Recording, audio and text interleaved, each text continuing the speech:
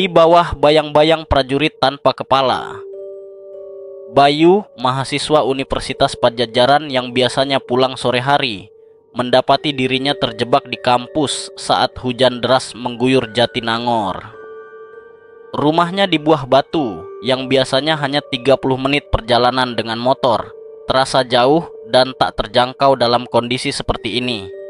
Ia berteduh di kantin kampus bersama teman-temannya, menghabiskan waktu dengan obrolan ringan dan permainan kartu remi yang penuh tawa. Namun, hujan tak kunjung reda. Langit semakin gelap dan satu persatu teman Bayu memutuskan untuk pulang, tak ingin mengambil risiko berkendara di tengah cuaca buruk. Bayu, yang tinggal sendirian, merasa sedikit cemas. Ia melirik jam tangannya, jarum pendek sudah menunjuk angka 8.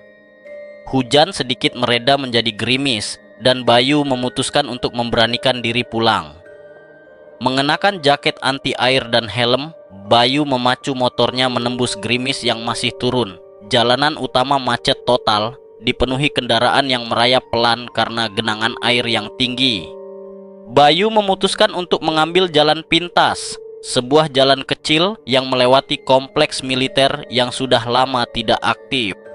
Ia pernah melewati jalan ini sekali atau dua kali, namun selalu di siang hari.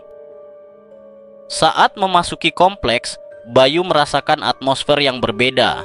Jalanan sepi dan gelap gulita, hanya diterangi samar-samar oleh lampu motornya. Pohon-pohon besar di pinggir jalan menjulang tinggi, ranting-rantingnya yang basah meneteskan air seperti air mata. Bayu memelankan laju motornya, merasakan perasaan tidak nyaman yang semakin kuat. Udara malam terasa dingin menusuk tulang, dan suara jangkrik yang biasanya menenangkan kini terdengar seperti bisikan-bisikan gaib. Bayu melewati beberapa rumah tua yang terlihat kosong dan terbengkalai. Cat dindingnya mengelupas, jendela-jendelanya pecah, dan halamannya ditumbuhi rumput liar yang tinggi. Bayu merasa seperti sedang memasuki dunia lain, dunia yang terisolasi dari keramaian dan kehidupan. Tiba-tiba, cahaya lampu motornya menyinari sosok yang berdiri tegak di kejauhan. Bayu mengernyitkan dahi, berusaha melihat lebih jelas. Sosok itu berdiri di depan pos jaga yang sudah usang, mengenakan seragam tentara lengkap dengan helm baja. Bayu merasakan bulu kuduknya berdiri. Ia mencoba meyakinkan diri bahwa itu hanya patung, tetapi ada sesuatu yang terasa sangat salah. Saat Bayu semakin dekat, ia mendengar suara isak tangis yang memilukan. Suara itu berasal dari sosok prajurit yang berdiri kaku di pos jaga. Bayu menghentikan motornya, jantungnya berdebar kencang. Ia melihat lebih dekat dan menyadari bahwa seragam prajurit itu berlumuran darah, berasal dari luka menganga di lehernya yang terputus. Ketakutan Bayu mencapai puncaknya saat petir menyambar, menerangi wajah prajurit itu dengan cahaya putih yang menyilaukan. Wajahnya pucat pasi, matanya melotot kosong, dan kepalanya miring ke samping dengan sudut yang tidak wajar. Lalu, dengan gerakan lambat yang mengerikan, kepala prajurit itu terlepas dari lehernya dan jatuh ke tanah dengan bunyi gedebuk yang mengerikan. Bayu menjerit sekuat tenaga, memutar balik motornya dan memacu secepat mungkin. Ia tidak peduli dengan jalanan yang berlubang atau genangan air yang dalam. Yang ada di pikirannya hanyalah menjauh sejauh mungkin dari tempat mengerikan itu. Bayu terus memacu motornya hingga keluar dari kompleks militer, kembali ke jalan raya yang ramai. Air matanya bercampur dengan air hujan yang membasahi wajahnya. Setelah merasa sedikit lebih tenang, Bayu menepi di sebuah warung kopi yang masih buka. Dengan tangan gemetar, ia memesan kopi panas dan menceritakan pengalaman mengerikannya kepada pemilik warung.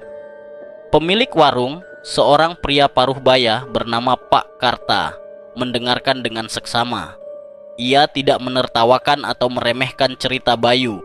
Justru sebaliknya, ia mengangguk pelan. "Nak, kompleks itu memang angker," kata Pak Karta dengan suara rendah. Banyak yang bilang tempat itu dulunya jadi lokasi pertempuran sengit. Banyak prajurit yang gugur di sana. Tapi Saya belum pernah dengar cerita tentang hantu prajurit tanpa kepala. Pak Karta kemudian bercerita tentang sejarah kelam kompleks militer tersebut. Dulunya, tempat itu adalah markas pasukan khusus yang terlibat dalam operasi rahasia selama masa konflik. Banyak prajurit yang tewas dalam pertempuran, dan arwah mereka diyakini masih bergentayangan di kompleks tersebut. Bayu terdiam, pikirannya berkecamuk. Ia menyadari bahwa pengalamannya mungkin merupakan peringatan, sebuah tanda bahwa ia harus lebih berhati-hati dan waspada. Bayu berterima kasih kepada Pak Karta atas kopinya dan melanjutkan perjalanan pulang dengan perasaan campur aduk antara takut, bingung, dan takjub. Kejadian malam itu meninggalkan bekas yang mendalam dalam diri Bayu. Ia menjadi lebih berhati-hati saat berkendara di malam hari, menghindari jalanan sepi dan tempat-tempat yang tidak dikenal. Ia juga sering menceritakan pengalamannya kepada teman-temannya sebagai pengingat bahwa dunia ini penuh dengan misteri dan bahaya yang tak terduga.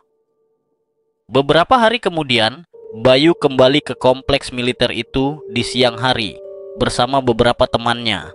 Mereka ingin membuktikan kebenaran cerita Bayu dan mencari tahu lebih banyak tentang sejarah tempat itu. Namun, mereka tidak menemukan apapun yang mencurigakan. Pos jaga yang dilihat Bayu sudah tidak ada, hanya tersisa puing-puing bangunan yang ditumbuhi tanaman liar. Bayu merasa bingung dan frustrasi. Apakah ia hanya berhalusinasi malam itu? Atau apakah hantu prajurit tanpa kepala itu hanya menampakkan diri kepada orang-orang tertentu pada waktu-waktu tertentu?